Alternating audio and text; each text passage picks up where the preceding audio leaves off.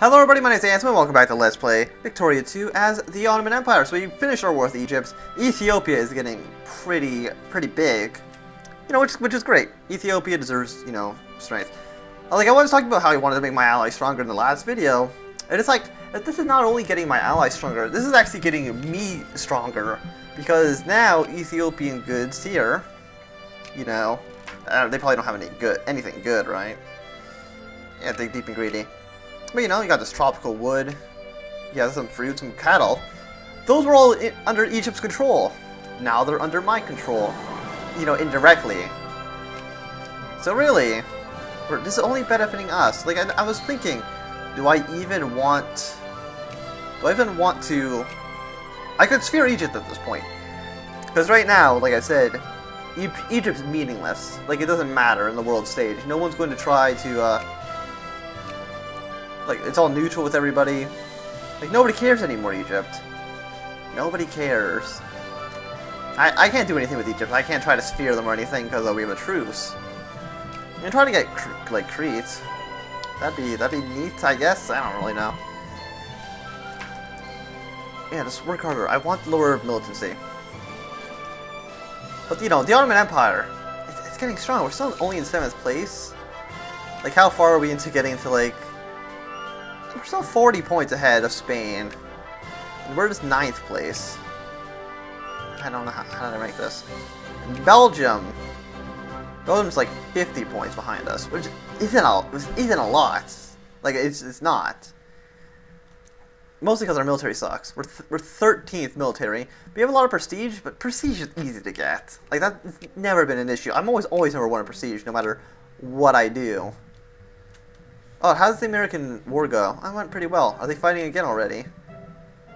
Did that not break a truce? It seemed like it would have broken a truce. It seems like I was way too fast. But Dainam, fine. We'll get a country this time. Sure, Johor is going to be annexed underneath the Great British Empire, but there it goes. Bye, Johor. It was nice knowing you. Might as well just take Siam too, or Siam. Just make this look a little bit nicer. Like, we could go into a little bit of colonial game into Indonesia. There's a lot of places the Ottoman Empire could expand, right? We're getting our industry slowly, but surely. I mean, everything's we're making money. We're only at 3 industry power, but like each factory is like worth 1 point per level. I'm assuming if I upgrade this to 2, it'd be and worked efficiently, it would be ranked 2. But it also probably demands how many workers and how much, you know, good stuff's happening here. But without the national focus, how much do these guys actually want to become, like, farmers? Do they want to become craftsmen? These guys do. The artisans do. These guys want to be 1% chance. Is that even? Is it 1% chance? I don't really even know what it means, to be honest. 10%. Like, the artisans will. The artisans will upgrade. But nobody else will. So the farmers, the main population, isn't going to upgrade, which kind of really sucks. We need them to upgrade. Yeah, like here, the artisans, once again, they'll tech up. Even the clergy will become workers. But the farmers don't want any of it. Now, there's no farmers here, but the farmers aren't having any of it anywhere. They don't want to industrialize. Well, that's too bad. Right? The world moves forward with or without you. We're slowly getting our supplies back up to where they need to be. Like, one army, look at one army's back in the not red zone. It's very nice. We can even build more troops. Okay, now we can look. Do we need liquor or we need wine? We need liquor and wine for cannons. We only need a wine for cavalry. And I keep forgetting to get this, but railroad max level would be nice. Mining efficiency would also be good. Reinforcement rates. I think we need another max. We need to increase this. We can only have 5 focus points total because of our population, which actually kind of sucks because we can't do much. Also, we should be increasing this. Why is this so low? Tariffs, why are they so high? I know why, because we're losing a lot of money in the beginning, but we don't need to be spending so much on land maintenance. We'll increase military spending here. We don't need to supply our troops all the way to the max. And one thing I actually like about this game more than I like about EU4 is that in EU4, if you're not spending maximum on your army morale, this is just yellow. It's just a yellow bar. But here, the bar actually shows that it's about 40% all the way full. It shows you what the actual morale is. I don't think this will tick up. I think if we're at war, I don't know if this goes up slower or if it just stays at like 40.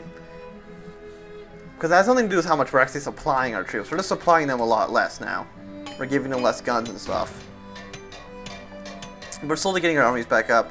I know like the best way to get armies is just to, you know, take over Africa. Yeah, we get free press. I like passing social reforms. But I know it's like, just take all of Africa, it's fine. That's how you're supposed to play, or something. Also, attack China, but we're not going to be attacking China. I find that cheap. And I don't like those, like, cheap game mechanics. Also, you know, South America is always at war. It's always, like, I always, you know, if you go to the Paradox subreddit, people, and any Victoria 2 posts, when they show, like, you know, AIRs or anything like that, and they show South America, they're always like, nothing special happens here. But South America, it's always in a state of war. At least once a decade, there's a war. Always. There's never peace there. It's terrible. You know, it's not a great place. Do we want to actually move these troops closer to, assuming these troops won't march with each other, 31st. We'll wait.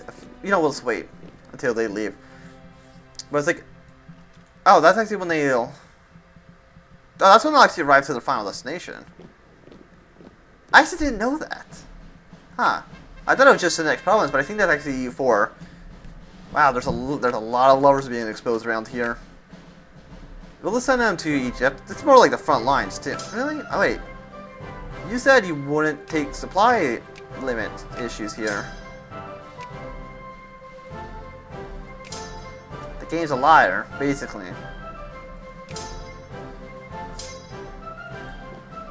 $21. But then so we're going to take attrition if we march from this province?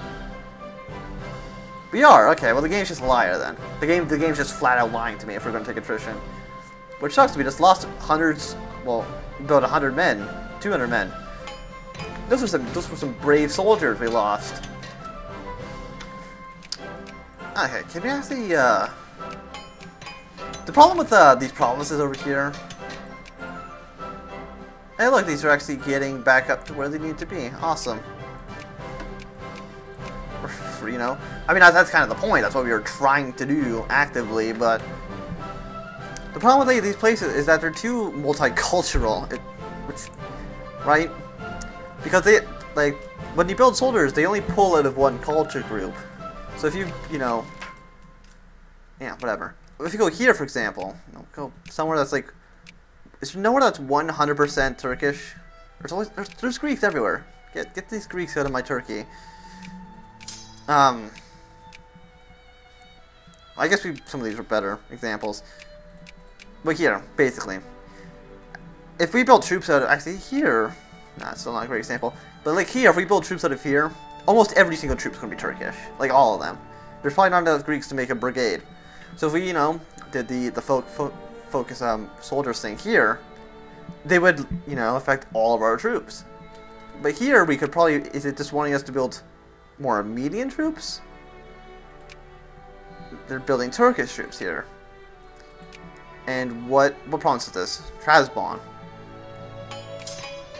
And here the Trabzon. Wait, what? No, it's this one, not Trabzon. Okay, no, these guys are no, these are Kurdish. Okay, so it's not a great example, but okay, it doesn't matter. The college pool, multiculturalism makes it a bit bad, especially around here. There are just too many different small subgroups where we get like a little bit of Greek soldiers, and we can't build a brigade because there'll never be enough Greeks there to be a soldier. Actually, here there's only Turkish soldiers. I'll try to find an example. I'm sure I'll get one eventually. Right? Maybe. Oh, great. Like I said, there are probably going to be a few crises going on in our country, and there's one right now. So I guess what we're going to do is, well, first we're going to get the supply limit map mode up, and we're going to slowly move our troops to the border. We're going to build forts on our border. I don't know why they weren't built before. Do we have enough money to build forts here? We should. I mean, forts are expensive. They're like 10,000 per province. So how's the world feeling? Are they all going to join Russia? The Ottomans? The Ottomans? The Russians? The Russians? And the... We'll see how it goes. We'll wait till it's about 50%. 50% crisis temperature, and then we'll realize how screwed we are. The elite royal guard is just going to, you know, maybe defend this province. If it does go up to like 80%, and I think there's a chance we'll win the war, I will just, you know, preemptively mobilize. So we'll have an extra 18,000, not 18,000, 18 times 3,000 men. Oh, I don't want to gain a lot of militancy. But I think we have a realistic chance to win. Really, if Germany kind of sucks. They'll fight a two-front war. Britain could probably invade France. And this would cost us prestige. It costs us 15 prestige. But winning a war against Russia, France, Austria, Spain, that's a lot of guys. Would that break up? That wouldn't even break up any alliances either. Which is terrible. Like, I thought maybe if the war happened, we could break up, you know, the Austrian-Spanish alliance or the French-Russian. But they always help each other. I don't know how we'll play this off to our advantage. We might just have to give up at some point. How did you lose so many men? How did you lose half your men marching over here? Was the supply limit not good? I don't. The other army didn't lose that many men, but you did. So if I go, I mean, did we lose? Yeah. This army won't reinforce anymore. Awesome. No, it's absolutely terrible. And this won't even build. We can build some armies here, but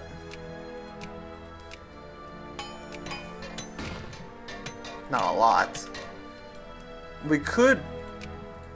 Okay, wait, where's our rally point? Stop, no rally point here. All the troops are being built here, but set the rally point here. We'll build 3 infantry in Asia. We'll replace... There's not even 3 infantry here anymore. We'll just replace all the infantry, if we can. And we'll maybe replace a European infantry. There's one infantry here that's not supplied well. There's probably other armies we could probably focus on. We could probably move these armies into the Europeans if we need to, into the European stack. But is anybody taking sides? We have Britain on our side. That's great. Backed by ally. Strongly inclined to back. Could Britain, could this triple alliance be like the quadruple alliance? Well, oh, okay, well if you're gonna do that, then... Okay, well I win. Awesome. Why would you do... Russia, you probably had the advantage, but... I'm just gonna leave my troops up north. Like, there's no reason to have them down south in, like... Oh, can we actually sphere Vietnam? The Ottoman influence grows. I don't know. Don't get rid of that. Get rid of that too. So Russia's not even trying anymore, Serbia. So that's good. You know, Ottoman influence is growing in Southeast Asia. Now let's see, what has... Siam's got good... Like, Siam seems like it would be a good target. Burma, what have you done? Oh, Burma. Absolutely disgusting what you've done to your country. That's fine, we'll sphere you. We'll sphere Siam too, we'll sphere you too. Southeast Asia is rightful, you know, we're demanded. We need to be in Southeast Asia. Where else would we possibly be?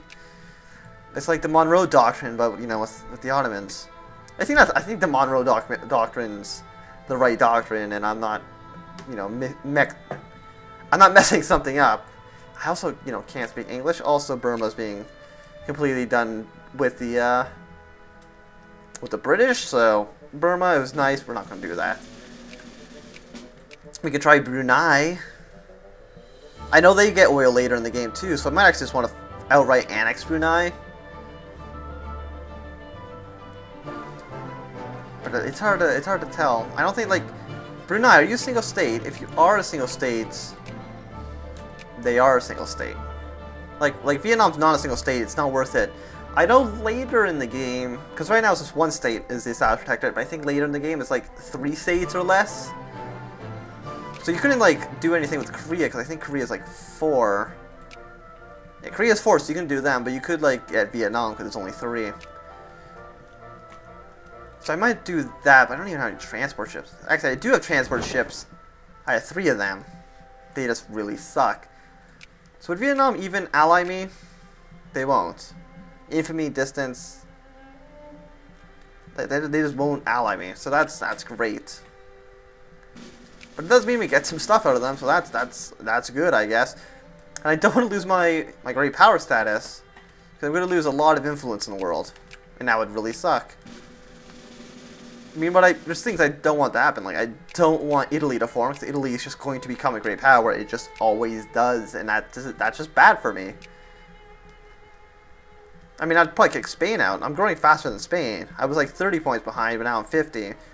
And Belgium's probably even further behind. Actually, Belgium might even overtake Spain. There's a good chance Belgium's going to overtake Spain as great powers. Like, because Netherlands is secondary power. That's good for them. Did the Netherlands-Belgium war happen, or did it just never happen at all? One of the two happened, but I don't know which. Okay, this is almost done. This is still never going to happen, apparently. This one down here isn't as important. Remove focus. I want to go back. I want to increase craftsmen again. I need to get my industry up. And if they do not want to promote on their own. Gain 5 prestige. Awesome. That's 5 more points ahead of everybody else. Disband these infantrymen because they just suck. Get these 9,000 in. This does have enough. Okay, it does have enough to support the troops. So I'm not crazy. I mean, the United States is trying to take Ethiopia from us. And now Spain is trying to take Serbia. I don't really know what's going on. But so this is 21,000. Okay, it is at the right ratio. You know, 1-4-3. That's probably like a bad ratio, but oh yeah, you. I wanted to replace that one really bad infantryman. Like, I know that when we disband this, it gets added to, like, how many troops are here? 793. These 793 soldiers are going to go back into the military pool. They don't get disbanded. They're going to stay in the pool. So as soon as that goes up to, I think, 1,000, we can build another brigade. Like, should we just sphere? No. I was going to say, should we just, like, not sphere. Should we just, like, satellite these guys? But that doesn't really work out too well. Like, we'll probably just take Yemen, Oman, Abu, Dubai. Take those 3 in wars, and then wait till, I'm pretty sure the demand concession CB gets better. I can't, you know, I can't 100%, you know, I know it does in GSG, but, you know, that's not really representative of the final game, is it? or the vanilla. But anyway, I am going to be ending the episode here, so thank you for watching. My name has been Amsterdam. If you have enjoyed, remember to thumbs up. If you did not enjoy, you can always thumbs down. If you want to see more, subscribe, and goodbye.